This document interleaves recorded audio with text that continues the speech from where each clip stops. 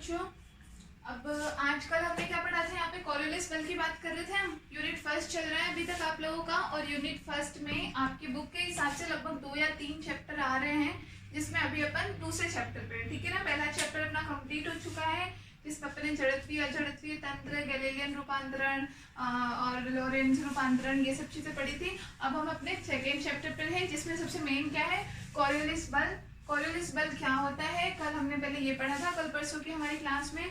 क्या तो होता है कोरियोलिस बल, कहाँ से आया, इसकी खोज कैसे हुई, उसके बाद किन किन स्थितियों पर लगता है, और स्पेशली हमने इसके सभी प्रभाव किस पर पढ़े, विशेष रूप से पृथ्वी पर, कि पृथ्वी पर कोरियोलिस बल का क्या प्रभाव है और कैसे होता है। इन सब के लिए हमने अलग अलग डेरिवेशन की।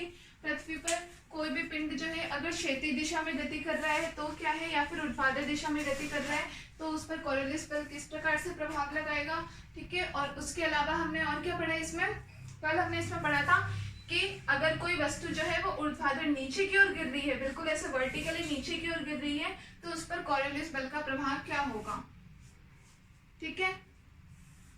ये अच्छा, ये हमने कल पढ़ लिया था क्या?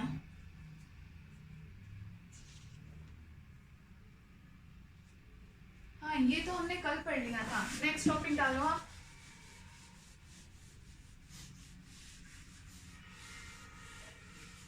अगला टॉपिक डालो। कल हमने पढ़ा कोई पिंड गिर रहा है तो उस पर कोरियोलिस बल का क्या प्रभाव है।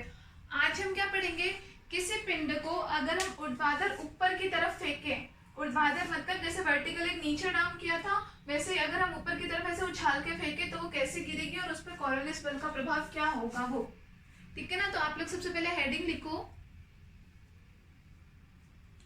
पृथ्वी पर, पृथ्वी तल से ऊर्ध्वाधर, पृथ्वी तल से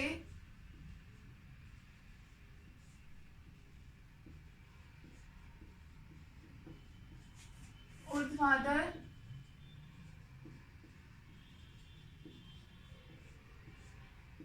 ऊपर की ओर फेंके गए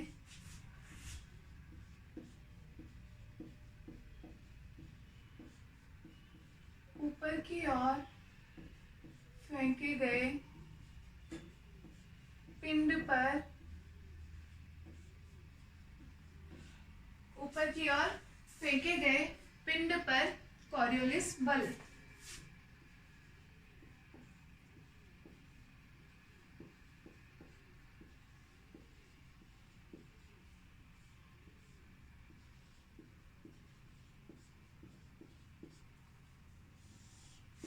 कोरियोलिस बल, ठीक है। तो अब हम आज क्या पढ़ेंगे, कल तो हमने ऊपर से नीचे फेंका, आज नीचे से ऊपर फेंक रहे हैं। उस स्थिति पर बिल्कुल सेम होगा, कल जैसे ही होगा, लेकिन थोड़ा सा उसमें परिवर्तन क्या आ जाएगा कि उसकी प्रारंभिक स्थिति क्या थी, प्रारंभिक वैसे वो रेस्ट में होगा, फिर हमने उसको उछाला तो कितने टाइम के बाद वो गिरेगा तो वापस, क्योंकि ऊपर आकर के आपको पता है ऊपर तो अटक नहीं जाएगा, नीचे से ऊपर से नीचे गिराए हुए में तो क्या होता है, नीचे गिरने के बाद वो नीचे अटकी रहेगी। हाँ, कोई बॉल वगैरह अगर हमने यूज में ली होती तो वो जरूर ऐसा होता कई बार कि नीचे से 1-2 बार टपका खा के वापस वो ऊपर आ जाती है, लेकिन अब हम नीचे से ऊपर की तरफ फेंक रहे हैं तो क्या ऊपर जाएगी और वापस नीचे की तरफ आएगी, तो कितने विस्थापन के साथ नीचे आएगी, कौन सी दिशा में नीचे आएगी, इसके बारे में पढ़ना है हमें, ठीक है। तो अब हम पढ़ते हैं कोरियोलिस बल का, ऊर्ध्वाधर ऊपर की ओर फेंके गए पिंड पर कोरियोलिस बल का प्रभाव। अब इसमें लिखो, इसमें लिखना शुरू करो।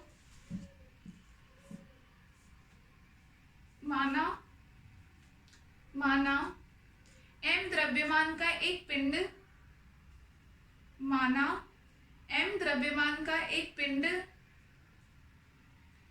z देश अक्ष के अनुदिश, z देश अक्ष हमने पढ़ा था ना, सबसे ऊर्ध्वाधर तो उसका कौन सा था, z देश, जो हमारी तरफ था, पृथ्वी के बिल्कुल सेंटर से जा रहा था, ठीक है ना। तो माना m द्रव्यमान का एक पिंड z देश अक्ष के अनुदिश u वेग से,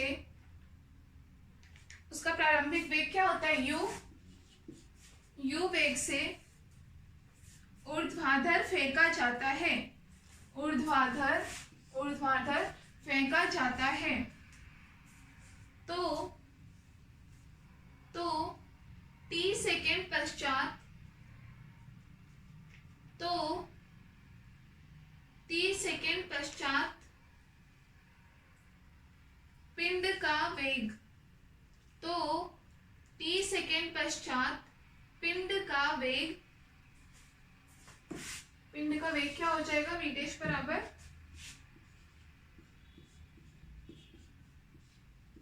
u माइनस जी टी, और z डायरेक्शन में है तो इसका यूनिट वेक्टर क्या हो जाएगा k कैप डैश।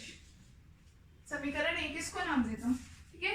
प्रारंभिक वेग इसका u था, और क्योंकि वो गुरुत्वाकर्षण के अधीन ऊपर की तरफ जा रहा है, मतलब पृथ्वी नीचे है उससे ऊपर नेगेटिव डायरेक्शन में जा रहा है, जस्ट बिल्कुल दूसरी डायरेक्शन में जा रहा है, इसलिए यहाँ पे नेगेटिव साइन हमने लगाया है। तो u माइनस जी टी और k कैप डैश, समीकरण 1। आगे लिखो, माना इस स्थान का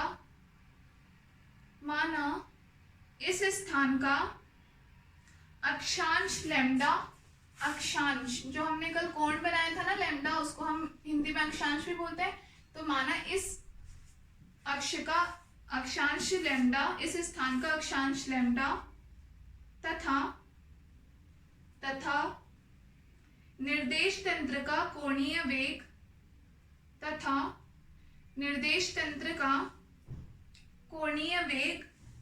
ओमेगा है।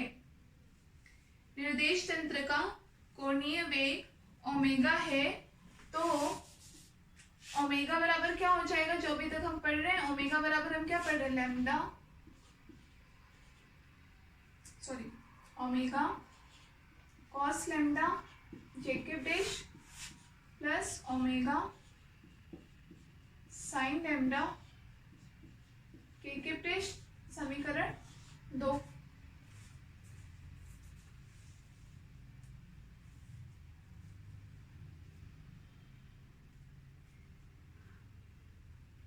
लिख लिया।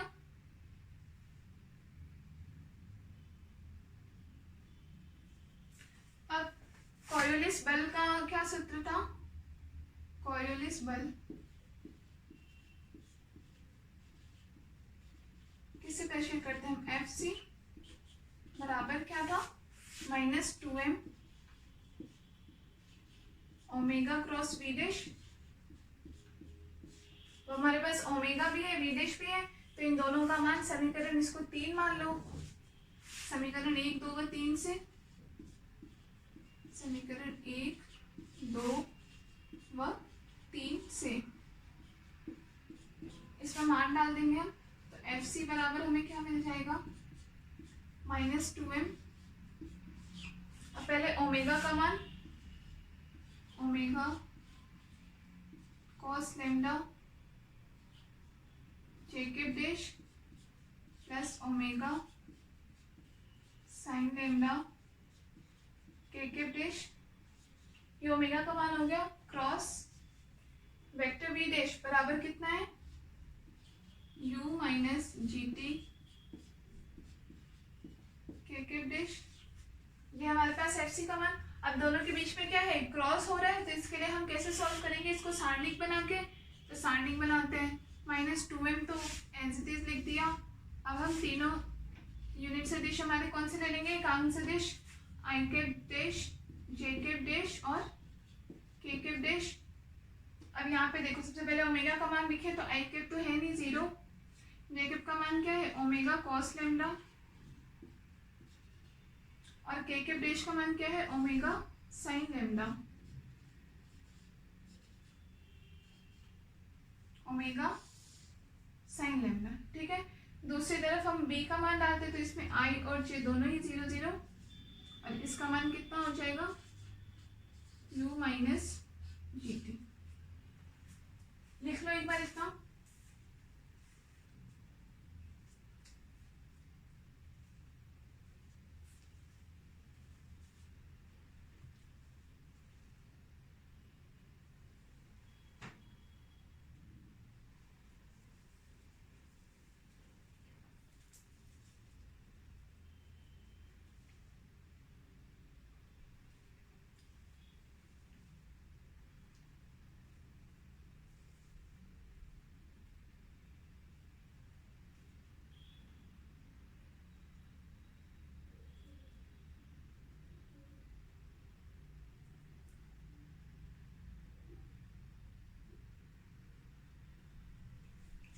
लिया। इसको आगे हम सिंपली इसको सॉल्व कर लेते हैं।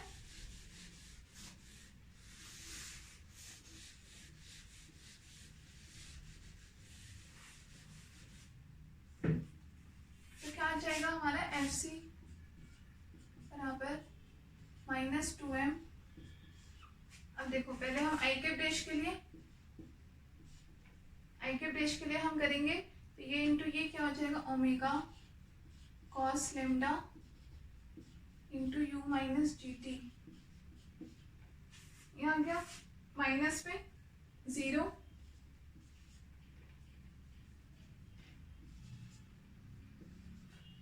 ये i के डैश के लिए माइनस j के डैश के लिए हम करेंगे, तो j के डैश में ये इंटू में 0 और ये 0 0 माइनस 0 0 प्लस k के डैश के लिए करेंगे, तो k के डैश के रेस्पेक्ट में करेंगे तो 0 माइनस 0 0। ये मतलब हमारे पास टर्म क्या बच गई -2m omega cos lambda u minus GT। u है ना, 4 मत समझना, u minus GT i cap dash. इस रूप में हमने लिख दिया i कैप डैश के लिए, या फिर हम ये भी लिख सकते हैं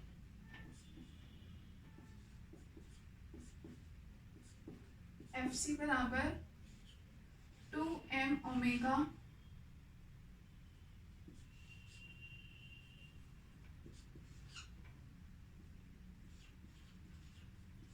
cos lambda u minus GT और माइनस i कैप डैश। ये हमारे लिए कितना आ गया कॉरियोलिस बल। ऊर्ध्वाधर ऊपर की ओर फेंके गए पिंड के लिए कॉरियोलिस बल। अब इसमें आप ये चीज देख रहे हो, 1 मिनट उतारने से पहले एक चीज देखो, इसमें आपके पास क्या आ रहा है FC का मान माइनस i कैप डैश आ रहा है, ठीक है ना। माइनस i कैप डैश का मतलब क्या हो गया, माइनस की तरफ हो रहा है, कि मतलब जैसे हमने जैसे देखो ये हम दिशा कैसे बताते हैं, ये पृथ्वी है, हमने उसको 4 भाग में जो हम विभाजित करते हैं, हमें पता है ये ईस्ट वेस्ट, ऊपरी उत्तर नॉर्थ और नीचे दक्षिण साउथ की तरफ हो गया, ठीक है। हमने सबसे पहले पिंड को, और इसी के सापेक्ष अगर हम ये एकांक सदिश बताते हैं, तो एकांक सदिश को भी पता है आप कैसे बताओगे, जैसे i कैप डैश अगर पॉजिटिव ले रहे हो तो ये आपका प्लस i कैप डैश होगा, और अगर माइनस i कैप डैश आपका इस तरफ होगा माइनस i कैप डैश। ऐसे ही क्योंकि ये x एक्सिस के सापेक्ष है, नॉर्थ और साउथ किसको बता रहे हैं y अक्ष को, तो पॉजिटिव y अक्ष की तरफ तो क्या होता है प्लस का j कैप डैश, और नकारात्मक y अक्ष की तरफ क्या होता है माइनस का j कैप डैश।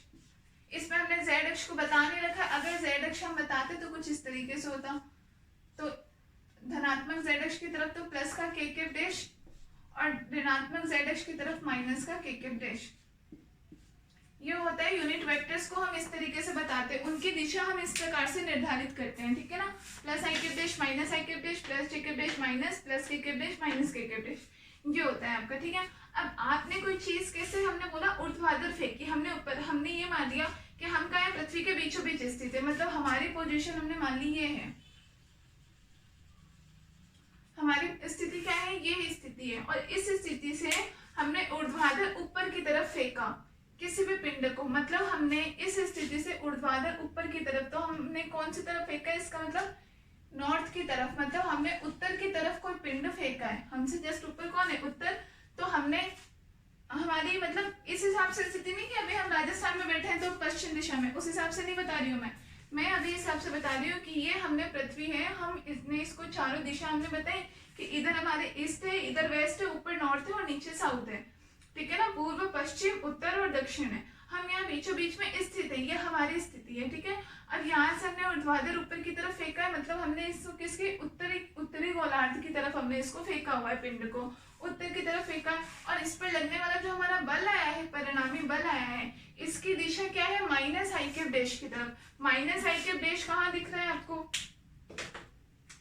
ये है माइनस i कैप डैश, तो माइनस i कैप डैश इसका मतलब कौन सी दिशा को प्रदर्शित कर रहा है, वेस्ट को, मतलब पश्चिम दिशा को। इसका मतलब ये कि कोई पिंड अगर आप बीचों बीच खड़े होके आप ऊर्ध्वाधर उत्तर गोलार्ध की तरफ अगर आप कोई पिंड को फेंक रहे हो, तो उसको वापस गिरते टाइम जो विस्थापन उसमें होगा, क्योंकि इतना ऊपर चला गया, फिर नीचे, तो उसमें जो विस्थापन हो रहा है वो किस दिशा की तरफ हो रहा है, नेगेटिव आई कैप दिशा बोल रहे हो या तो आप उसको, या फिर आप बोलोगे कि पश्चिम दिशा की तरफ उसमें हो रहा है। तो ये जो इसमें चीज है ये बहुत ही इंपॉर्टेंट है, इसको आप अच्छे समझ लेना कि इस माइनस आई कैप दिशा का मतलब क्या है। इसका मतलब ये है कि हमने पिंड को फेंका तो कहाँ था, उत्तर दिशा की तरफ, उत्तरी गोलार्ध की तरफ। वो ऊपर जाके जब नीचे आई तो कुछ विस्थापन, क्योंकि जैसे आप कोई चीज ऊपर फेंको तो बिल्कुल एग्जैक्ट उसी जगह पे नीचे नहीं आती, थोड़ा सा अपनी जगह से कुछ विस्थापित होती है। विस्थापित किस तरफ होगी, पश्चिम की तरफ होगी। आपको कैसे पता पश्चिम की तरफ है, क्योंकि हमने जब इसके लिए कॉरियोलिस बल का हमने परिणामी बल निकाला तो हमारे पास लास्ट में जो हमें दिशा मिली वो माइनस आई कैप डैश डायरेक्शन में। अच्छा, यही दिशा अगर अभी माइनस नहीं होता, प्लस आई कैप डैश डायरेक्शन में मिलती, तो आप क्या बोलते कि वो पूर्व दिशा की तरफ विस्थापित होगी। ठीक है ना, प्लस आई कैप डैश डायरेक्शन क्या हो गया, पूर्व दिशा की तरफ, इसलिए। लेकिन यहाँ हमें क्या मिला था, माइनस आई कैप डैश डायरेक्शन मतलब पश्चिम दिशा की तरफ। उतार लो ये, और साथ के साथ ही ये डायग्राम में बनाना ताकि आपको ध्यान रहेगा। ठीक है ना, और ये चीज भी ध्यान रखना कि ये जो एकांक सदिश होते हैं इनका निर्धारण हम कैसे करते हैं, प्लस आई कैप डैश जो होता है हमारा प्लस एक्स दिशा की तरफ, या अगर आपको इसमें समझ में नहीं है तो अलग से यूनिट वेक्टर जो है एकांक सदिश इनके निर्धारण के लिए आप अलग से ऐसे लिख लेना। जैसे हमारा एक्स एक्सिस है, ये वाई अक्ष है, ये माइनस एक्स अक्ष है, ये हमारा माइनस वाई अक्ष है। ठीक है, ये हमारा धनात्मक जेड अक्ष है और ये हमारा माइनस जेड अक्ष है। तो हमारा इधर क्या होगा, आई कैप, तो इधर होगा हमारा माइनस आई कैप। इधर हमारा है अगर जे कैप तो इधर होगा हमारा माइनस जे कैप, और इधर अगर है हमारा के कैप तो यहाँ होगा माइनस के कैप। ये होता है एकांक सदिशों का निर्धारण या एकांक सदिशों की दिशा का निर्धारण।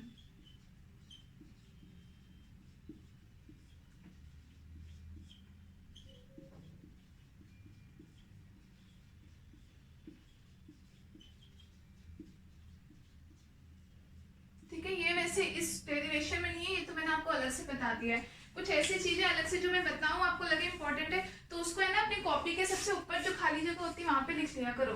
तो आप जैसे नीचे डेरिवेशन पढ़ोगे ऊपर की चीज भी देखोगे तो आपको ध्यान आ जाएगी, अच्छा ये चीज भी होती है, बार बार पढ़ते पढ़ते वो चीज ध्यान भी आ जाती है और ठीक रहता है।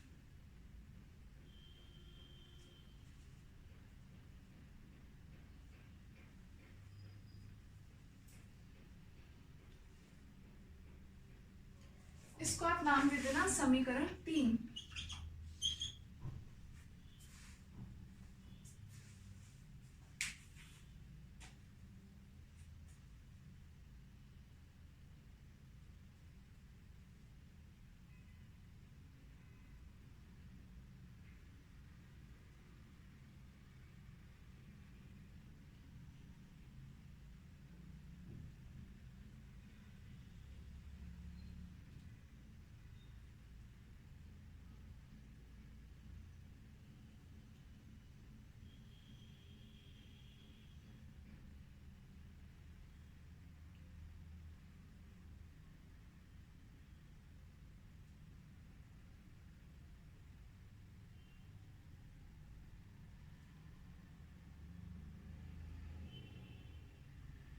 लिख लिया।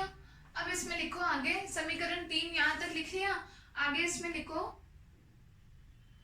उत्तरी गोलार्ध में, ऐसे लिखो समीकरण 3 से हम कह सकते हैं, समीकरण 3 से हम कह सकते हैं कि उत्तरी गोलार्ध में, उत्तरी गोलार्ध में ऊर्ध्वाधर फेंके गए पिंड पर, उत्तरी गोलार्ध में ऊर्ध्वाधर फेंके गए पिंड पर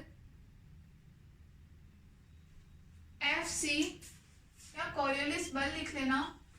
ऊर्ध्वाधर फेंके गए पिंड पर कॉरियोलिस बल पश्चिम की ओर लगने के कारण, कॉरियोलिस बल पश्चिम की ओर लगने के कारण विस्थापन, विस्थापन पश्चिम दिशा की ओर होता है, विस्थापन पश्चिम दिशा की ओर होता है। क्या लिखा, उत्तरी गोलार्ध में ऊर्ध्वाधर फेंके गए पिंड पर कॉरियोलिस बल पश्चिम की ओर लगने के कारण विस्थापन पश्चिम दिशा में होता है। लिख लिया यहाँ तक। अब हम इसके आगे चलते हैं। अभी तो हमें विस्थापन की बात समझ में आई।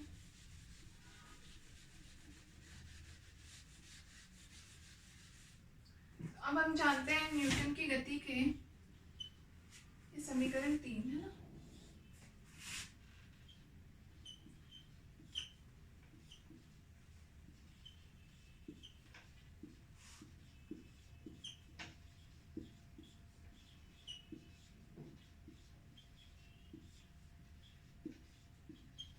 न्यूटन की गति के द्वितीय नियम से कल भी हमने पढ़ा था Fc बराबर क्या हो जाएगा, ma के बराबर होता है, मास द्रव्यमान इनटू त्वरण के बराबर होता है। तो हम इसको क्या लिख सकते हैं, m d square X dash upon D T, जहाँ पे एक्स डैश क्या है, एक्स डैश विस्थापन बता रहा है कि वस्तु जब वापिस आई है तो उसमें कितनी विस्थापित हुई है वो, तो ये तो है हमारा विस्थापन।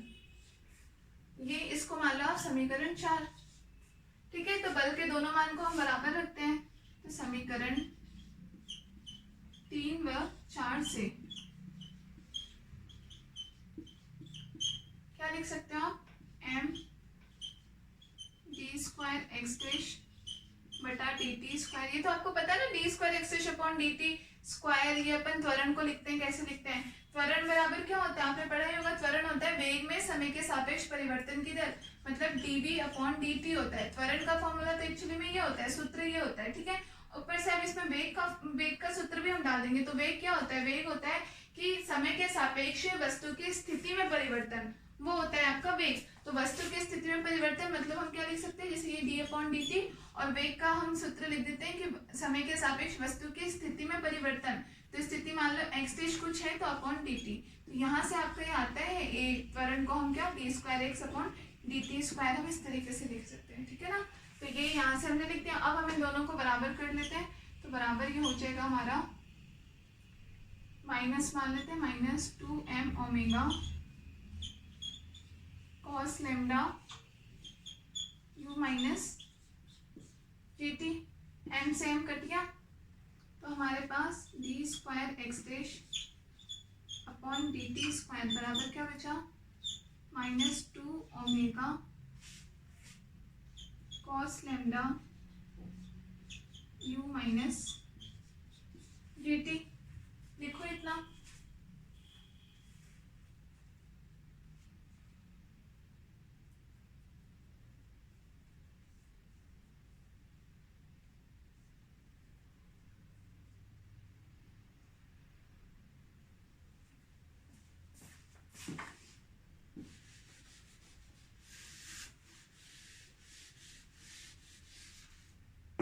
इसके बाद का कर रही हूँ ऊपर, ठीक है ना।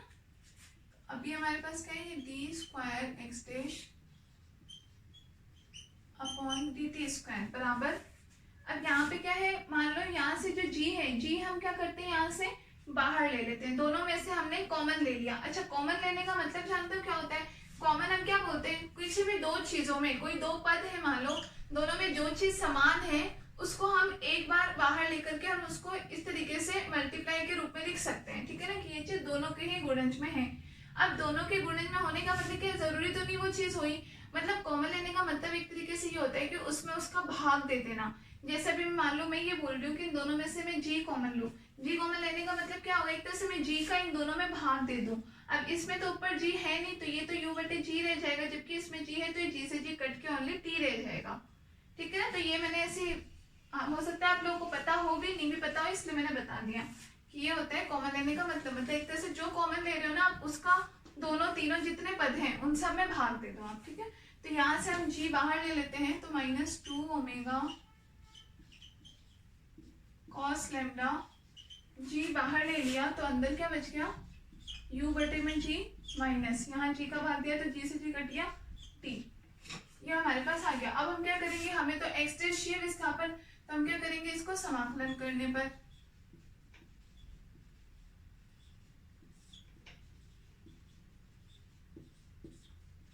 समाकलन करने पर, तो यहाँ आप एक बार समाकलन करोगे तो क्या बचेगा आपके पास, dx डैश बटा dt बराबर -2g ओमेगा कॉस लैम्डा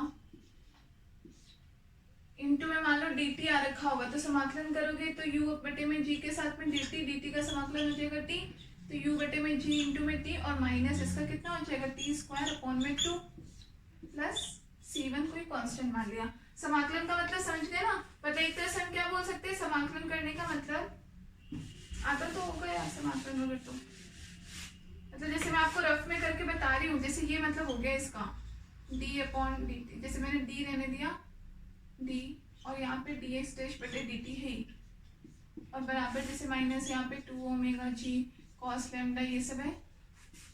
अब ये u बटे में g माइनस टी इंटू में dt ये आ जाएगा इसका समाकलन। तो आपको पता है dt दोनों के साथ में मल्टीप्लाई होगा, u अपॉन में g इंटू में dt का समाकलन और माइनस में t इंटू dt का समाकलन। तो इसमें तो कितना बचेगा, u बटे g तो कॉमन है, dt का समाकलन t और माइनस में सॉरी कॉमन क्या कांस्टेंट है और dt का समाकलन t और t इंटू dt का समाकलन t स्क्वायर बटे 2 और प्लस कुछ भी हम नियत राशि कांस्टेंट मानते हैं तो ये आ गया। ठीक है, ऐसे ये समाकलन हो गया। लिख लो इतना।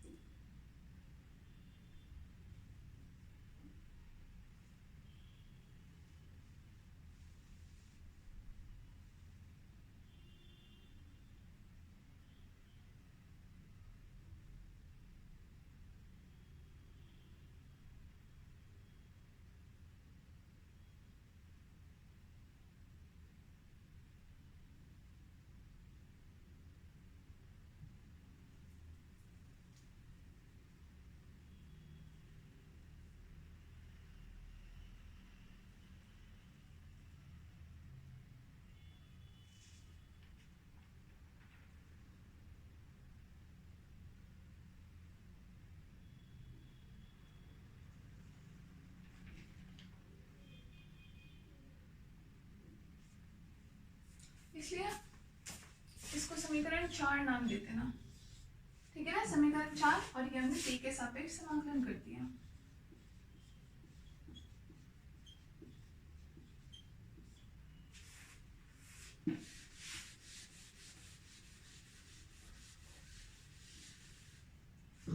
ये अब यहाँ पे देखो, क्योंकि हमें पता है शुरू में जब t बराबर 0 टाइम था, मतलब बिल्कुल प्रारंभिक स्थिति में, जैसे जब हमने इस पिंड को ऊपर की तरफ फेंका तो पहले हमने हाथ में लिया भले 0.1 सेकंड के लिए, लेकिन पिंड कैसे था, बिल्कुल विराम अवस्था में था।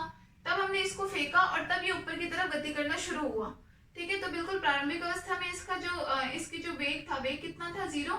ठीक है, तो u t बराबर 0 और वेग को हम dx अपॉन dt अभी मैंने लिख के बताया, तो dx बराबर dt कितना था 0। ऐसे लिख लो आप, t बराबर 0 पर, क्योंकि t बराबर 0 पर जो वेग में परिवर्तन है वो कितना था 0, मतलब इसका वेग 0 था, ये बिल्कुल भी जिस स्थिति में था विराम अवस्था में वैसे के वैसे था। तो अगर हम इस समीकरण में t बराबर 0 और dx डैश अपॉन dt बराबर 0 डाल देते हैं, तो देखो dx अपॉन dt बराबर हमने डाल दिया 0 बराबर यहाँ पे ये पूरी जो वैल्यू है minus 2g omega cos lambda, ये पूरी वैल्यू एज इट इज आ गई। यहाँ पे t बराबर 0 है तो ये हो जाएगा 0 माइनस यहाँ पे t बराबर 0 0 माइनस 0, मतलब पूरी वैल्यू क्या हो गई 0 और plus c1 as it is. यहाँ तो c1 का मान क्या हो गया 0, तो यहाँ से हम क्या लिख देंगे, इसका मतलब c1 बराबर 0।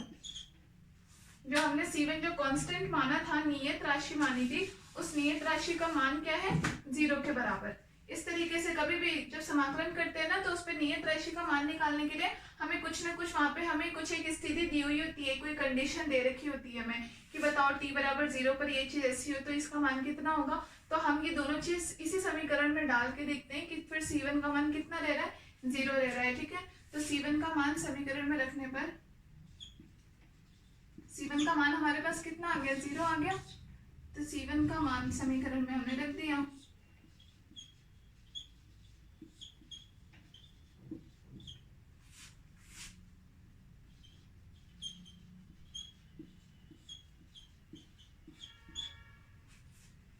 क्या बच जाएगा आपके पास, dx डैश बटे dt बराबर minus 2g omega cos lambda u बटे में g into T minus T square upon में 2।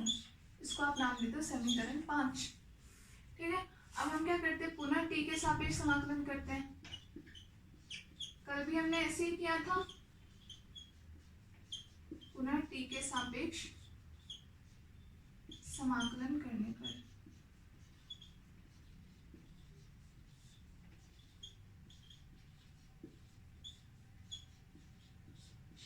टी के सापेक्ष वापस समाकलन किया तो हमने हमारे पास यहाँ से क्या बचा, एक्स डैश बराबर यहाँ पे क्या बचा हमारे पास minus 2g omega cos lambda T into में डी टी, तो ये तो कितना हो गया u बटे में g एज इट इज आ गया, और t का वापस समाकलन कितना हो गया टी स्क्वायर बटे 2 माइनस यहाँ पे टी स्क्वायर का कितना हो गया होगा, टी स्क्वायर का समाकलन कितना होता है T square into D T कितना होगा टी क्यूब बटे में 3, ठीक है ना, बढ़ जाती है घात, तो टी क्यूब बटे में 3, तो बटे में 3 और ये बटे में 2 है ही, तो बटे में टोटल कितना हो जाएगा 6 प्लस C2, आपको एक कांस्टेंट जिसका मान हमने क्या मान लिया C2।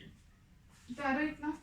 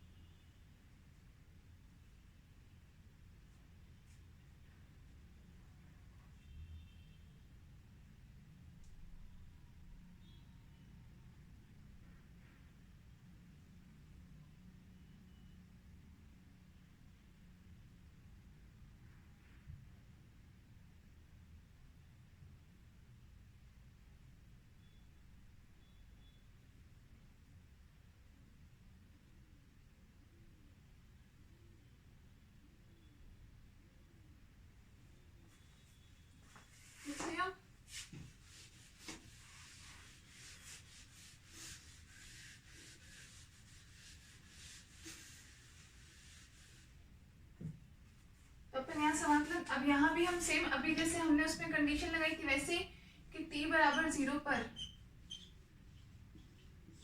क्योंकि हमें किसे इस नियत राशि C2 का मान निकालना है, तो जब 0 समय था तो t बराबर 0 समय पर क्या x डैश किसको बता रहे हैं, विस्थापन को।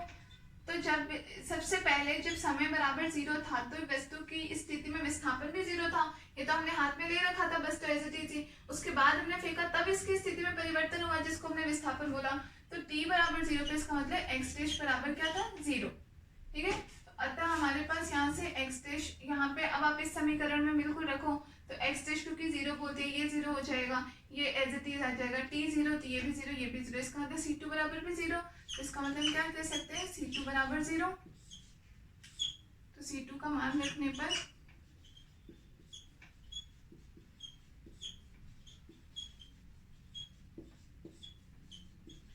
कैसे 0 आना समझ में आ गया ना। पहले तो हमने क्या बोला t बराबर 0 पर पहले हमने dx डैश बटे में dt बराबर 0 लिया था, क्या कि वस्तु की स्थिति में जो परिवर्तन हो रहा है वो बिल्कुल 0 था। और अब हम क्या कह रहे हैं t बराबर 0 पर विस्थापन, तो विस्थापन भी तो 0 था, विस्थापन में कुछ भी नहीं हुआ था, वस्तु जैसा था अपनी स्थिति में यथावत बना हुआ था, इसलिए C2 0। अब हमें समीकरण में C2 का मान 0, तो समीकरण हमारे पास की बच जाएगी x डैश बराबर क्या बच जाएगा minus 2g omega cos lambda. अब हम यहाँ दोनों से बटे में 2 है और बटे में 6, तो बटे में 2 को हम बाहर ले लेते हैं, 1/2 मैंने यहाँ से दोनों में से ले लिया बाहर, ठीक है। तो यहाँ क्या बचा u बटे में g, u बटे g, और यहाँ तो सिर्फ क्या बचा t स्क्वायर माइनस यहाँ जबकि क्या बचा t क्यूब, और बटे में 6 में 2 का भाग दे दिया, तो यहाँ क्या बच गया 3, और C2 तो हमारा 0 हो ही गया। तो यहाँ से हमारे पास x डैश बराबर कितना आ गया माइनस, इस 2 से 2 कट गया तो minus g omega cos lambda u बटे में g t square minus t cube बटे में 3। ये आ गया हमारा विस्थापन। जो हमने कहा था कि हमें पिंड को उत्तरी गोलार्ध पर फेंका है तो उस पर कॉरियोलिस बल जो है वो किस दिशा में, पश्चिम दिशा में लगेगा, और उसमें विस्थापन भी पश्चिम दिशा में। तो ये हमारे पास क्या हो गया पिंड की पश्चिम दिशा में विस्थापन, पश्चिम दिशा में पिंड का विस्थापन।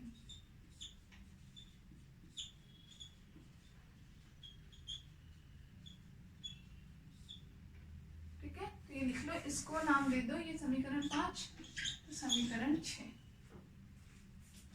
लिख लो।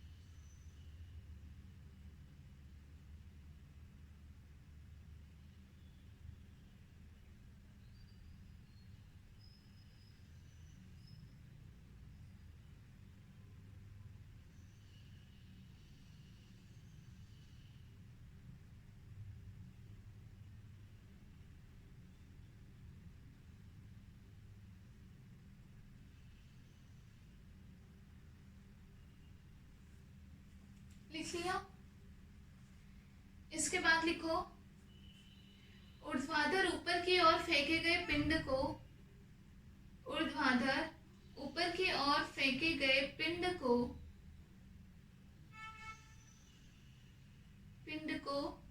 पृथ्वी के धरातल पर वापस लौटते समय,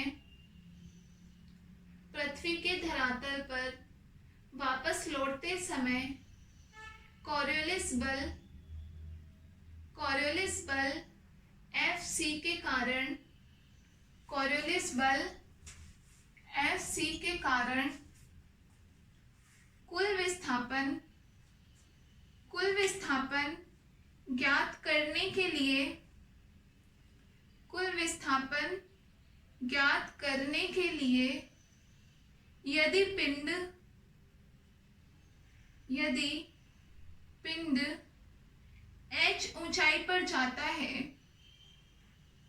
यदि पिंड h ऊंचाई पर जाता है,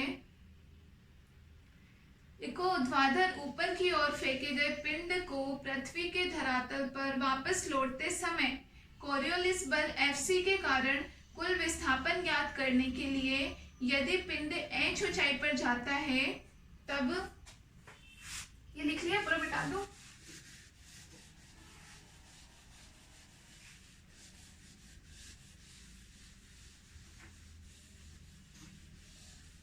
तो देखो, अभी हमने क्या पढ़ा, एक तरीके से मान लो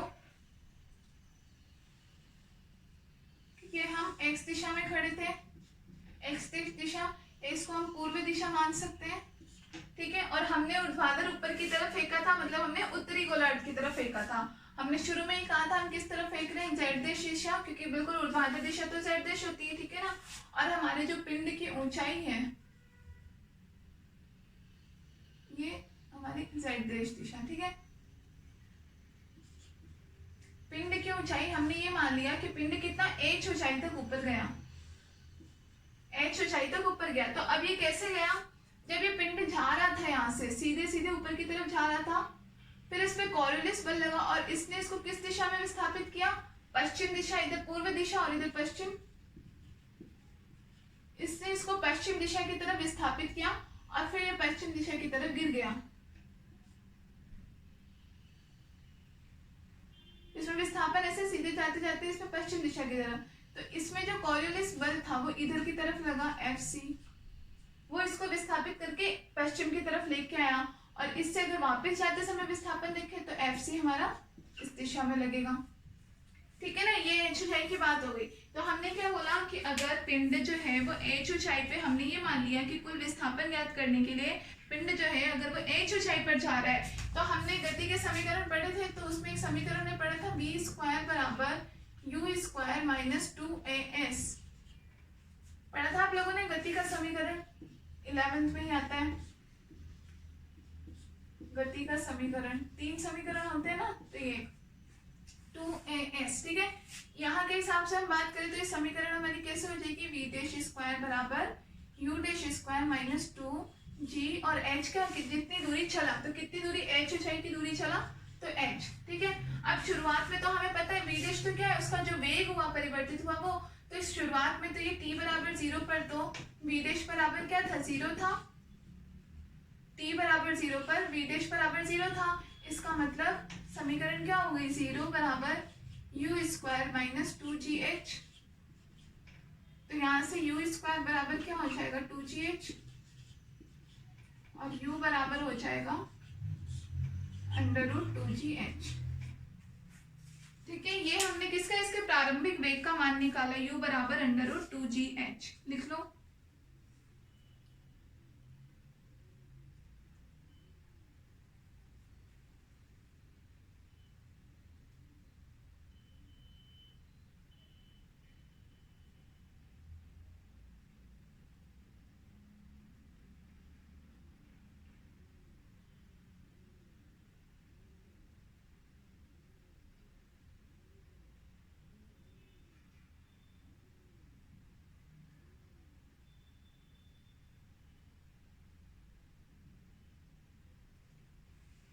लिख लिया।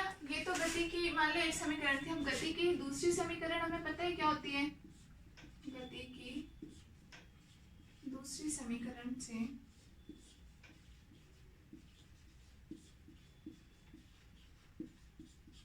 कल भी हमने पढ़ी थी, s बराबर क्या होता है, ut प्लस हाफ, यहाँ पे क्या हो जाएगा, gt स्क्वायर, ठीक है। और s बराबर चली गई दूरी, मतलब h हो जाएगा, तो h बराबर ut plus half gt square ये। अब यहाँ पे क्या है, प्रारंभ में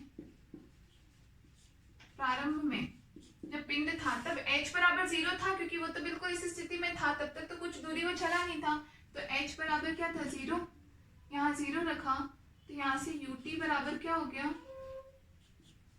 हाफ gt स्क्वायर, ठीक है। यहाँ से t से t कैंसिल, तो यहाँ से हमारे पास t का मान क्या आ गया, t बराबर 2u बटे में g।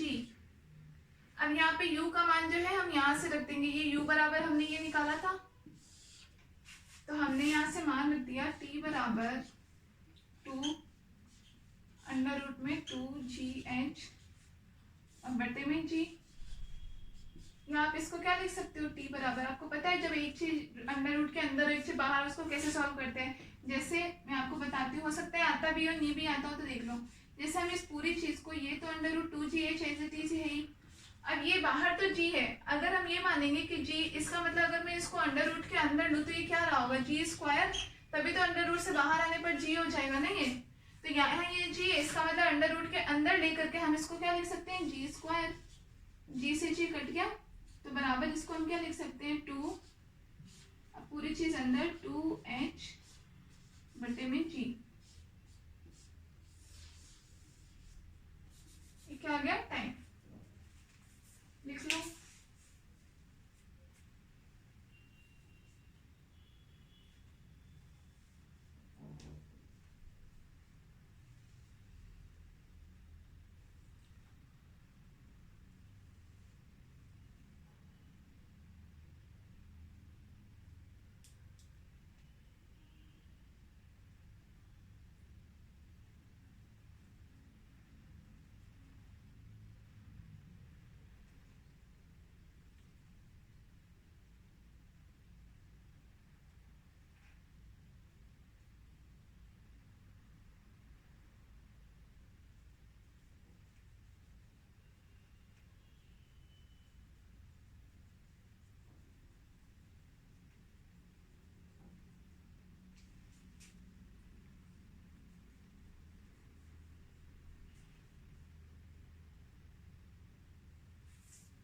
लिख लिया ये समीकरण, ये ध्यान रखना, t बराबर 2u बटे में g, ये हम इसको t को इस रूप में भी लिख सकते हैं, बाकी ये यूज करेंगे हम, ठीक है।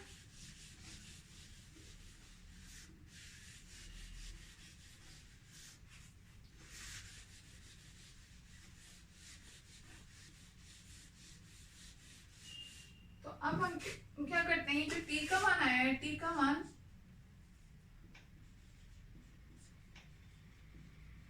अभी हमारी लास्ट समीकरण कौन सी आई थी, समीकरण 6 जो भी आई थी वो देख लेना। समीकरण 6 में रखने पर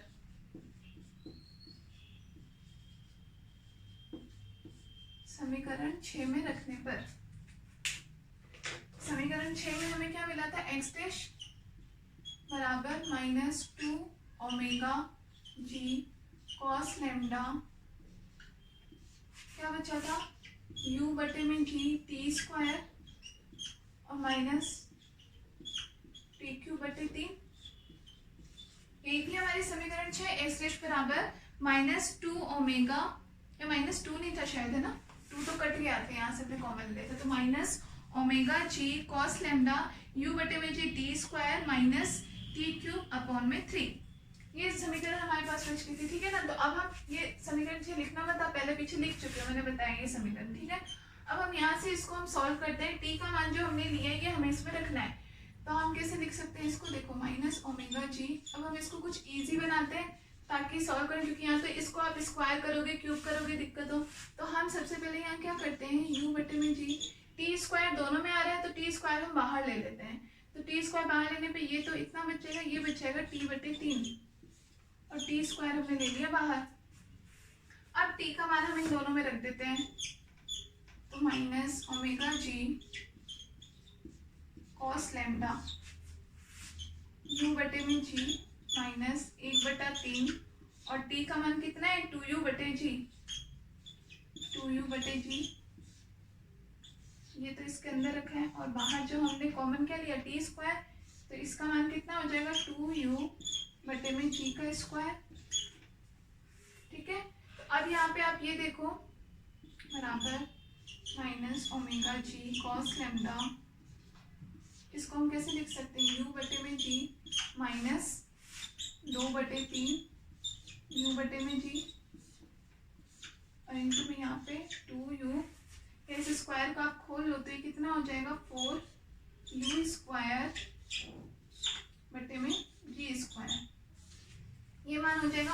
अब यहाँ देखो u बटे में जी में से -2/3 u बटे जी माइनस हो रहा है, मतलब एक तरह से जैसे यहाँ पे हम u बटे जी हम बाहर ले लेते हैं, तो हमारे पास क्या बचेगा, 1 - 2/3, एक पूरा u बटे जी में से 2/3 u बटे जी जो है वो माइनस हो रहा है, मतलब 1 - 2/3 हो रहा है, तो कितना आ जाएगा, 3 - 2 मतलब 1/3 u बटे जी आ जाएगा, ठीक है ना। u बटे जी बाहर ले लो अगर कंफ्यूजन हो, वैसे तो डायरेक्ट समझ में आ रहा है कि u बटे जी में से 2/3 में माइनस करना है, नहीं तो u बटे जी बाहर ले लिया तो 1 - 2/3 मतलब कितना आ गया, 1/3,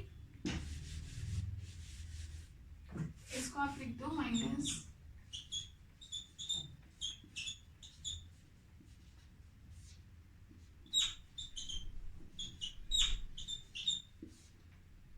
ये कितना बच गया, 4u स्क्वायर अपॉन जी स्क्वायर, लिख लो इतना।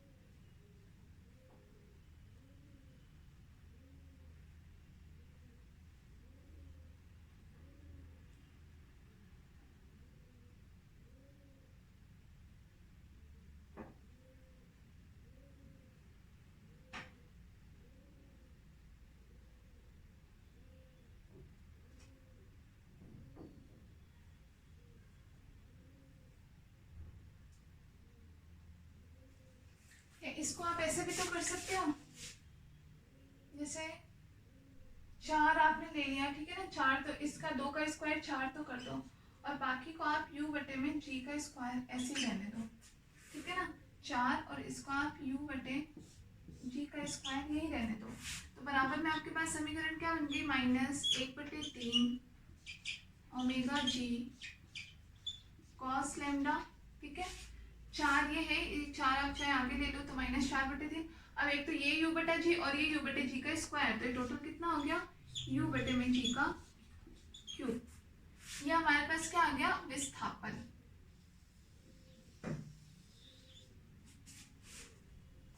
ठीक है, ये हो गया हमारे पास जो कुल विस्थापन आया है वो।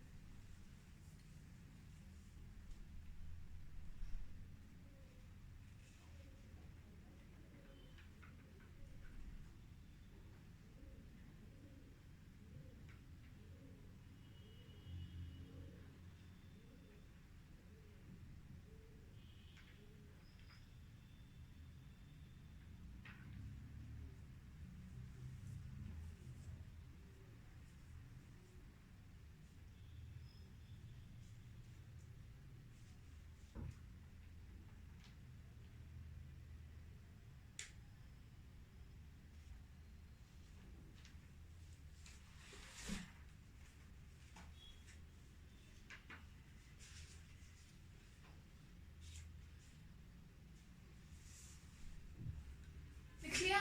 तो ये आपका हो गया कोरियोलिस फोर्स का ये पार्ट कंप्लीट।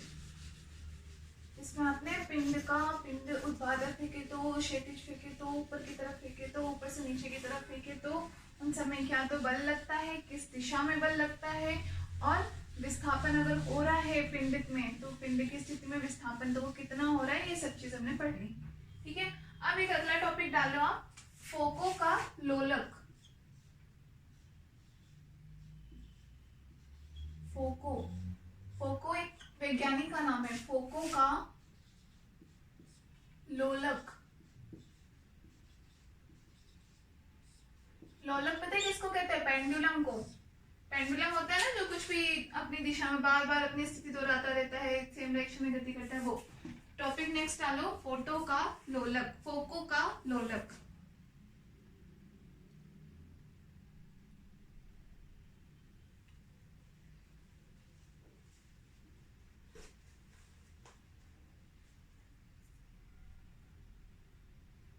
लिखो इसमें, फोको का लोलक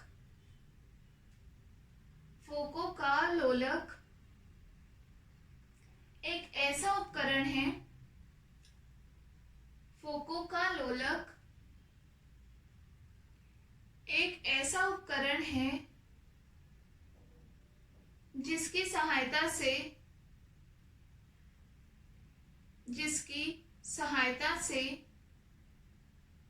यह प्रदर्शित किया जा सकता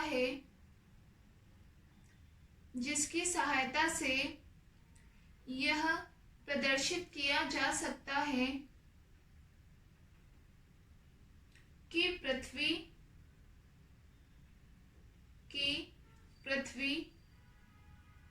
अपनी अक्ष के पारित या परितः, चारों तरफ, अपनी अक्ष के परितः पश्चिम से पूर्व की ओर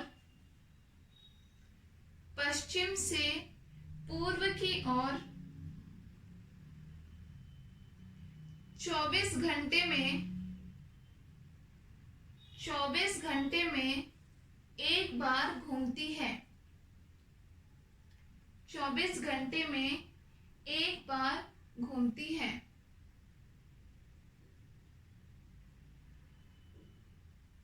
ठीक है, फुल स्टॉप। आगे लिखो, इससे यह भी प्रदर्शित किया जा सकता है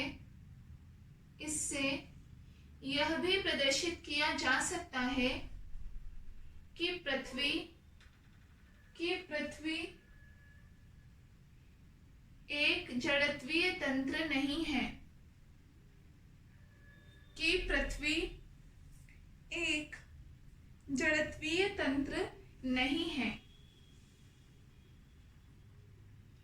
इसका फुल स्टॉप। ठीक है, कि फोटो का लोलक ऐसा उपकरण है जिसकी सहायता से यह प्रदर्शित किया जा सकता है कि पृथ्वी अपनी अक्ष के चारों तरफ एक तो पश्चिम से पूर्व की ओर 24 घंटे में एक बार घूमती है और इससे यह भी प्रदर्शित किया जा सकता है कि पृथ्वी एक चढ़ती तंत्र नहीं है। Full stop. इसका आविष्कार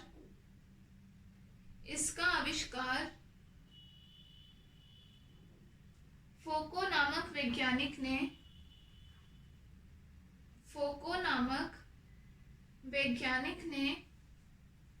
1851 में किया था। फोको नामक वैज्ञानिक ने 1851 में किया था। 1851 में किया था।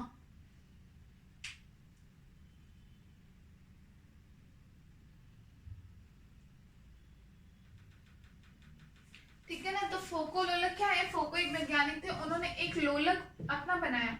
लोलक के लिए उन्होंने क्या है, मतलब एक तरह से पृथ्वी को उन्होंने लोलक की तरह बताया कि उन्होंने खुद के एक लोलक की सहायता से यह बताने का प्रयास किया कि पृथ्वी भी क्या करती है, इस लोलक की भांति घूर्णन करती है। और जैसे कोई पेंडुलम होता है वो अपने फिक्स माध्य स्थिति के इर्द गिर्द गति करता है, ठीक है ना, एक फिक्स टाइम में और फिक्स इतनी दूर में गति करता रहता है। जैसे हम देखते हैं हमारी घड़ियों में पेंडुलम लगा होता है, वो क्या करता है, बस इतनी दूर में घूमता रहता है। तो उन्होंने ये कहा कि ऐसे पृथ्वी जो होती है, पृथ्वी क्या होती है, अपने अक्ष के चारों तरफ ये चक्कर तो लगाती ही है, और प्लस पृथ्वी जो होती है वो उत्तर और पश्चिम दिशा के बीच में ये पेंडुलम वाली गति भी करती रहती है। और इस पूरी गति को करने में उसको कितना, मतलब जैसे पूर्व से पश्चिम की तरफ अगर वो कर रही है तो उसको वापस यहाँ तक आने में कितना टाइम, 24 घंटे। मतलब 24 घंटे में एक बार पृथ्वी जो होती है वो अपनी स्थिति को वापस दोहराती है। या हम ये कह सकते हैं कि 24 घंटे में एक बार अपनी अक्ष के पारित क्या होती है, पश्चिम से पूर्व दिशा की तरफ वापस वो घूमती है, पश्चिम से पूर्व दिशा की तरफ। ठीक है, तो इसके लिए जैसे हम ये मान लेते हैं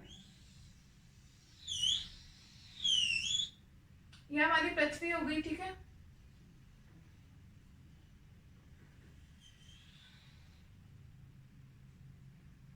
ना। अब हमने इसको वही चारों अलग अलग दिशाओं में विभाजित किया, 4 दिशाओं में विभाजित कर दिया। तो इधर क्या हो गया, पूर्व, इधर हो गया आपका पश्चिम, ये पूर्व, इधर आपका उत्तर और इधर आपका दक्षिण।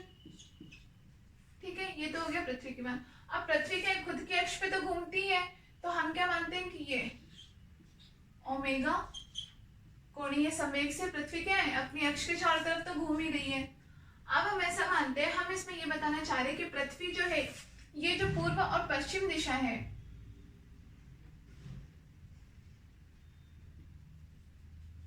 अगर हम एक डिस्क की तरह माने या हम ये माने कोई लोलक है जो पूर्व और पश्चिम के बीच में, तो वो एक निश्चित समय के बाद अपनी स्थिति को दोहराएगा।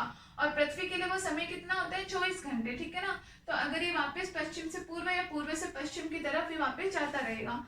ठीक है, अब इस चीज को समझने के लिए हम तो क्या मान रहे हैं, हम तो किसी पिंड की स्थिति को मान करके चलेंगे। तो हम तो ऐसा मान लेते हैं कि हमारा कोई पिंड है पी, जो कि इस जगह पे स्थित है। ठीक है ना, पिंड पी हमारा स्थित है इस जगह पे, और ये तो ये से कितना मान लिया हमने, लैम्डा डिग्री जो है ये कोण बना रहा है। ठीक है ना, अक्षांश जो है इसका वो कितना हमने मान लिया, लैम्डा के बराबर हमने मान लिया। ठीक है, अब हम इसको ऐसे मान सकते हैं कि जो पिंड है ये पिंड एक लोलक की तरह मान लो कि पृथ्वी तो अपनी दिशा में घूम रही है, और प्लस जो ये पिंड है ये पिंड भी एक लोलक की भांति काम कर रहा है। ठीक है, ये पिंड एक लोलक की तरह काम करेगा। तो ये इसको आप एक तरीके से मानो कि जैसे पृथ्वी है, पूरी पृथ्वी घूम रही है। अब पृथ्वी के हमने ऊपरी सतह पे रखा है इस पिंड को, बीच में कहीं नहीं रखा, ऊपरी सतह पे। मतलब तो पृथ्वी जैसे जैसे घूमेगी तो पृथ्वी के साथ एक पिंड है, इस पिंड की स्थिति भी लगातार चेंज होती जाएगी। तो ये खुद भी अगर पृथ्वी हम कह रहे हैं कि पूर्व से पश्चिम के बीच में 24 घंटे में वापस आकर के जाएगी, तो इसका मतलब ये पिंड भी फिर कैसे एक लोलक के समान ही तो कार्य कर रहा है। ठीक है ना, तो ये इस प्रकार से अभी हम इसके बारे में और आगे पढ़ेंगे। तो ये फोको ने अपने लोलक के बारे में बताया। दूसरी बात, फोको का जो लोलक था तो उसने, क्योंकि वो तो पूरी पृथ्वी की बात कर रहा था, तो उसको समझाने के लिए उसने जो लोलक लिया, उसके लोलक में नॉर्मल जो मतलब पेंडुलम जो उसने लिया तो नॉर्मल पेंडुलम की तरह होता है, लेकिन उसमें जो पिंड लगा होता है ये क्या होता है, एक तो बहुत ही हैवी होता है, इसका जो द्रव्यमान होता है बहुत ज्यादा द्रव्यमान होता है। और इसकी ये जो इसने डोरी ली है, डोरी भी इसने बहुत लंबी ली। क्यों? क्योंकि ये पूरा मतलब हमने ये माना इस स्थिति से, जैसे हम ये मान सकते हैं यहाँ पे कोई पोल हमने लगा दिया, और हम एक तरह से ये मान लें कि इस पोल से हमारी ये पृथ्वी जो है, ये पृथ्वी हमारे एक तरह से लटकी हुई है। पृथ्वी को इसने एक पेंडुलम बनाया कि ये ऊपर कोई पोल था, उससे ये धागा लटका हुआ है। तो एक तो इसने अपने पेंडुलम में धागा भी बहुत लंबा लिया, और दूसरा इसका जो ये जो द्रव्यमान है पिंड का वो भी बहुत ज्यादा, क्योंकि पृथ्वी के द्रव्यमान की बात कर रहा था, ठीक है ना।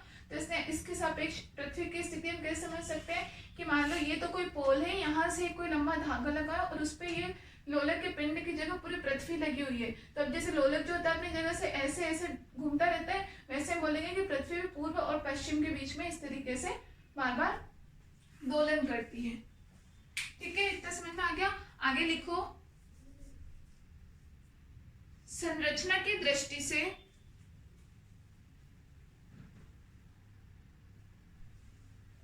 संरचना की दृष्टि से फोकोलोलक, संरचना की दृष्टि से फोकोलोलक एक साधारण लोलक की तरह है, एक साधारण लोलक की तरह है, जिसमें एक भारी गोलक, ये होता है ना गोलक, जिसमें एक भारी गोलक, ब्रैकेट में लिख लेना, इसका भार कितना लिया, भार लगभग 28 केजी लिया, भार लगभग 28 केजी, इसका भार लगभग 28 केजी, ब्रैकेट बंद, को बहुत लंबे तार, भारी लोलक को एक बहुत लंबे तार, बहुत लंबा मतलब कितना, ब्रैकेट में लिख लेना लगभग 70 मीटर लंबा, 70-80 मीटर के लगभग इसकी लंबाई ली जाती है, तो लगभग 70-80 मीटर लंबा।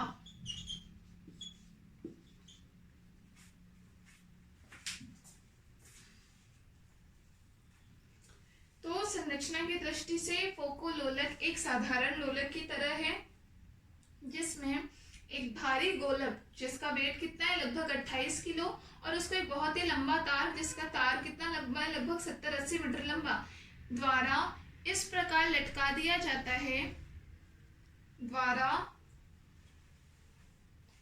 इस प्रकार लटका दिया जाता है,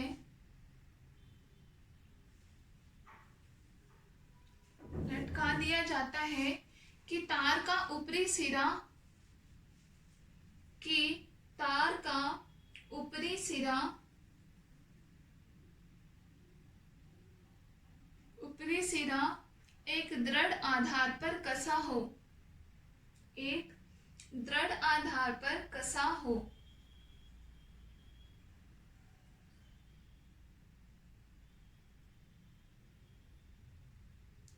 एक दृढ़ आधार पर कसा हो, कॉमा कॉमा देके लिखना, एवं लोलक समान स्वतंत्रता से, एवं लोलक समान स्वतंत्रता से किसी भी दिशा में, समान स्वतंत्रता से किसी भी दिशा में दोलन कर सके, दोलन कर सके, फुल स्टॉप। आगे लिखना, यदि इसे एक बार दोलित कर दिया जाए, यदि इसे एक बार दोलित कर दिया जाए, दोलित कर दिया जाए, तो यह काफी लंबे समय तक, तो यह काफी लंबे समय तक दोलन करता है, काफी लंबे समय तक दोलन करता है, तथा इसका आवर्तकाल भी, तथा इसका आवर्तकाल भी अधिक होता है, तथा इसका आवर्तकाल भी अधिक होता है। अधिक कितना, ब्रैकेट में लिखना लगभग 17 सेकेंड, लगभग 17 सेकेंड, लगभग 17 सेकेंड।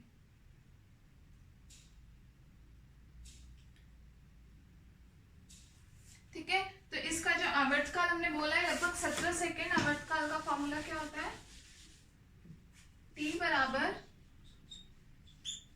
2 पाई बटा ओमेगा। T बराबर 2 पाई बटा ओमेगा, ये क्या होता है? इस लोलक का आवर्तकाल।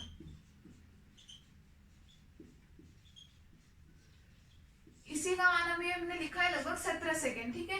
प्लस साथ में इसमें क्या होता है, एक माइनस साइन भी आता है, कभी लगा हो भी सकता है, नहीं भी लगा हो सकता है। इस माइनस साइन का मतलब क्या होता है कि इसमें देखो क्या है कि जो हमारा ये जो पोल है, जो पिंड, दृढ़ पिंड है जिसके सहारे हमने अपने लोलक को लटका रखा है, वो तो उसकी डायरेक्शन तो क्या है, जैसे जो हमारा ये जो धागा है जिससे लोलक लटका हुआ है उसकी डायरेक्शन तो क्या है, वाई दिशा में है वो तो, ठीक है ना। और जबकि ये जो हमारा जो लोलक है ये कौन सी दिशा में गति करता है, जो हमारा गोलक होता है ये एक्स दिशा में गति करता है, ठीक है ना। और एक्स दिशा में नीचे की तरफ आने की वजह से इसको जैसे हम माइनस वाई दिशा की तरफ, और जिसकी गति होती है उसको माइनस एक्स और प्लस एक्स के बीच में होता है, इसी वजह से माइनस साइन दिखाया जाता है। तो माइनस का मतलब बस इतना है कि अगर हम मान लो अगर इस दृढ़ पिंड को अगर हम पॉजिटिव वाई दिशा की तरफ रखते भी हैं तो भी जो हमारा गोलक है वो नीचे नकारात्मक दिशा में ही गति करता है, दोलन करता है, उसका होता है ये माइनस, ठीक है। तो ये तो हो गई इसके आवर्तकाल की बात हो गई, ठीक है। अभी तक का समझ में आ गया, मतलब कि फोको का लोलक भी एक सिंपल लोलक है, बस उसमें फर्क इतना होता है कि जो उसका जो गोलक होता है वो मतलब पृथ्वी के, क्योंकि वो उदाहरण देना चाह रहा था, तो गोलक बहुत ही हैवी और उसका जो धागा होता है वो भी बहुत लंबा, लगभग 70-80 मीटर लंबा लिया जाता है। और ये दोलक एक बार अगर हम उसको हिला के छोड़ देते हैं, एक बार अगर हम उसको दोलन करा के छोड़ देते हैं तो वो लगभग 17 सेकेंड तक दोलन करता रहता है। तो इसका आवर्तकाल भी कैसा होता है, लंबा होता है, ठीक है। तो अब हम इसमें क्या लिखते हैं, जो हम इस पे जो कॉरियोलिस बल लगेगा, कॉरियोलिस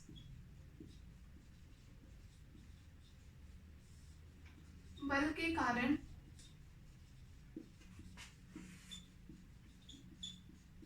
अब यहाँ के ओमेगा कोणीय संवेग से घूम रहा है तो ओमेगा के फिर यहाँ भी घटक होंगे, तो बल के कारण ओमेगा के घटक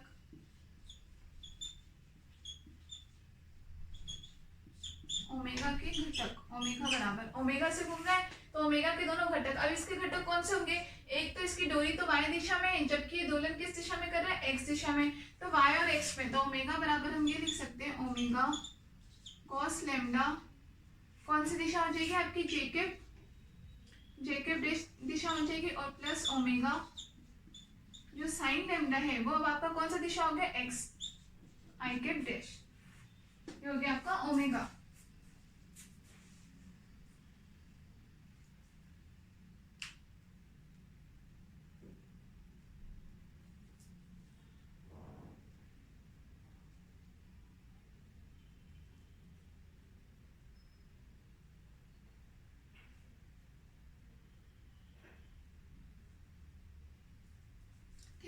तो ये हमारा ओमेगा के हमने इसमें घटक बता दिए, कोणीय संवेग घटक आपको समझ में तो आ गई। एक तो इस दिशा में होगा वाई दिशा में, और एक हमारा एक्स दिशा में होगा, इसलिए हमने आई कैप और जे कैप ये बताया, ठीक है। सॉरी ये आई कैप होगा, ये आपका जे कैप, ये हो गया।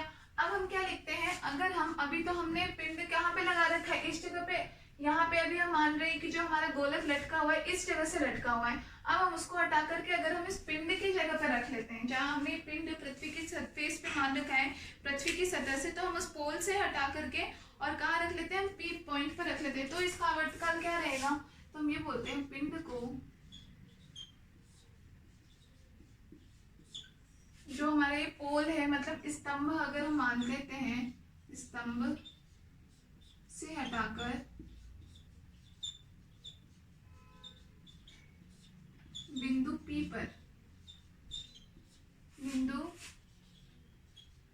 पर रखने पर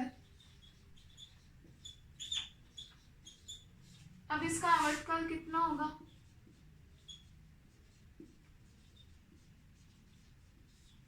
आवर्तकाल T बराबर, तो पहले कितना था 2 पाई अपॉन ओमेगा, अब ये हो जाएगा 2 पाई बटे में ओमेगा। अब यहाँ से तो हटा दिया हमने, तो हमारा कॉस लैम्डा का कंपोनेंट वो तो खत्म हो गया, तो कितना हो जाएगा 2 पाई ओमेगा साइन लैम्डा,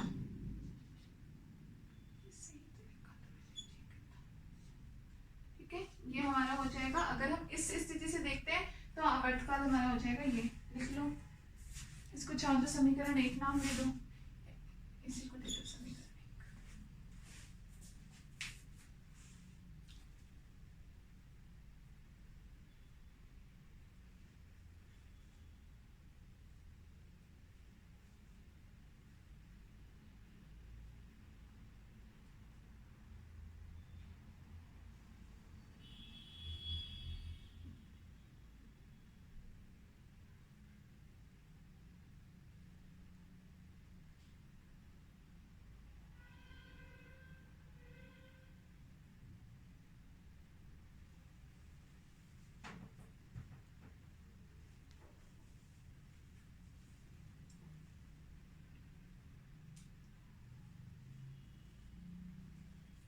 ठीक है ना। ये यहाँ पे ओमेगा क्या है, ओमेगा यहाँ पृथ्वी का कोणीय संवेग लिख लेना चाहे, ओमेगा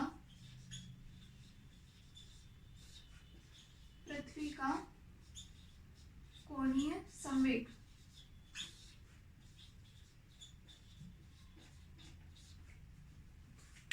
ये हमने लिख लिया, ठीक है। अब देखो, अब क्योंकि ओमेगा बराबर हमने ये बता दिया, आवर्तकाल दोनों स्थिति में हमने बता दिए, ठीक है ना।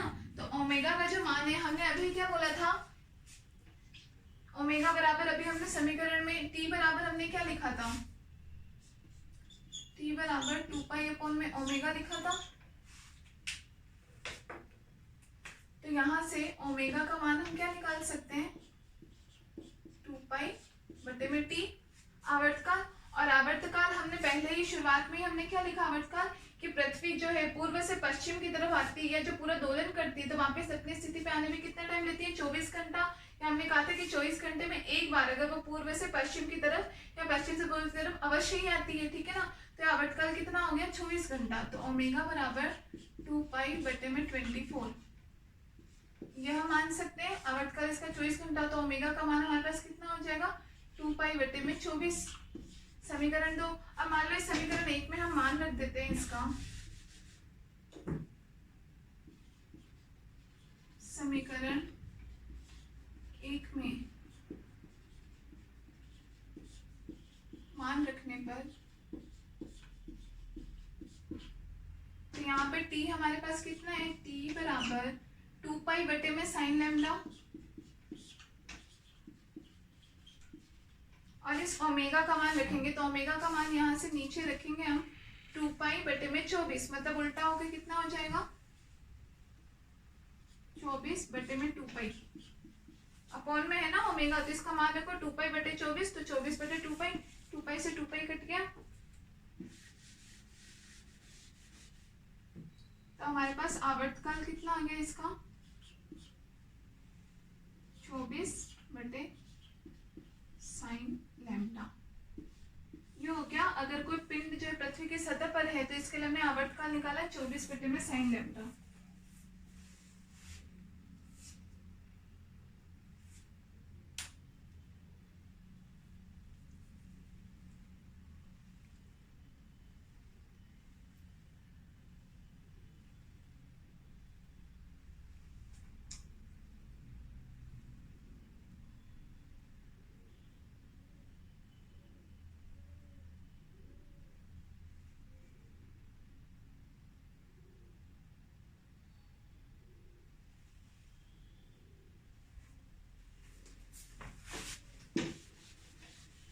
अब ये जो 24 घंटे का जो आवर्तकाल था, इसमें पृथ्वी का दोनों तरीके का मोशन है, इसके अंदर दोनों प्रकार की जो गति होती है।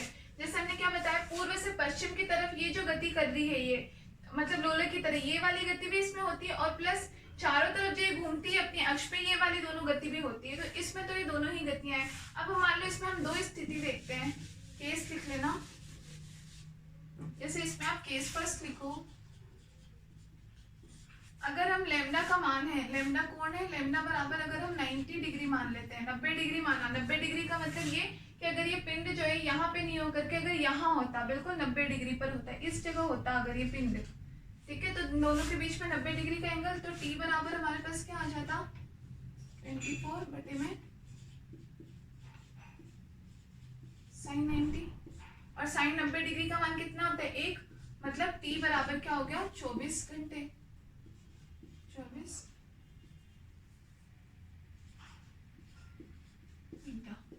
उस स्थिति में तो हमारे पास आवर्तकाल आ जाता है ये। अगर ये पिंड जो है ये किससे पूर्व दिशा है, जो भी उससे बिल्कुल 90 डिग्री की दिशा में था, तो ठीक है। और दूसरा, अगर हम केस 2 लिखो, अगर हम लैम्डा का मान बराबर 0 डिग्री मान ले कि पिंड जो है यहाँ से बिल्कुल इस जगह पे आ जाए, लैम्डा बराबर 0 डिग्री, तो t बराबर कितना हो जाएगा, 24/sin 0। sin 0 का मान 0 होता है, और किस चीज में 0 का डिवाइड करते हैं तो कितना हो जाता है, वो अनंत। तो t बराबर अनंत, मतलब इसका आवर्तकाल कितना हो गया, अनंत।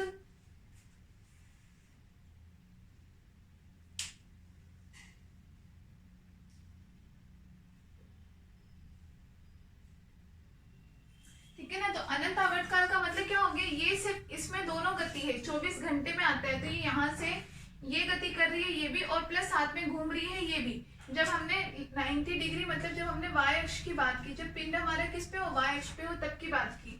ठीक है ना। अब इसको समझने की कोशिश करो कि इसमें हम क्या पूर्व से पश्चिम की तरफ तो आती है 24 घंटे में, मतलब कि ये वाली जो गति है ये तो कर ही रही है, और इसके साथ साथ ये चारों तरफ जो घूमना है ये वाली गति दोनों भी कर रही है, तो इस 24 घंटे में तो दोनों इंक्लूडेड है। जबकि लैम्डा बराबर 0 मतलब बिल्कुल कहाँ पे हो, बिल्कुल भूमध्य पर स्थित हो, जब पिंड कैसा बिल्कुल भूमध्य पर स्थित हो, इस जगह पे जब बिल्कुल स्थित हो, उस कंडीशन में क्या t बराबर इन्फिनिटी, मतलब आवर्तकाल अनंत आने का मतलब क्या हो गया कि बस ये वाली गति कर रही है, यही गति तो होती है कि इसमें दोलन क्या होता रहता है अनंत काल तक होता रहता है, तो इसका मतलब यहाँ पर ये गति आपकी आ जाएगी। ठीक है, तो यहाँ से कौन सा गति हो रही है, ये दोलन वाली गति, जबकि यहाँ पे हमारी दोनों गति होती है।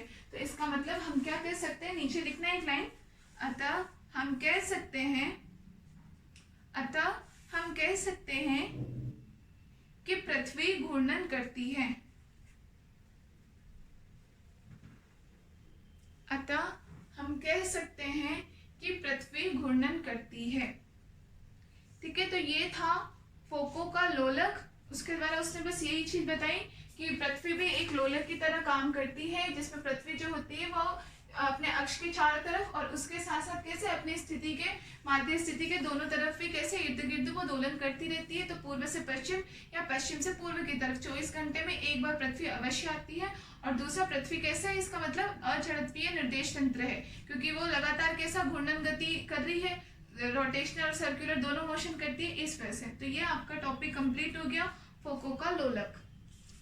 ये आपने सारे के सारे टॉपिक अपने हो गए कोरियोलिस बल से रिलेटेड। एक और है कि पृथ्वी पर अपन अगर गुरुत्वाकर्षण जी पर कोरियोलिस बल का प्रभाव देखे वो, तो वो अपन करेंगे नेक्स्ट क्लास में। अभी के लिए इतना ही।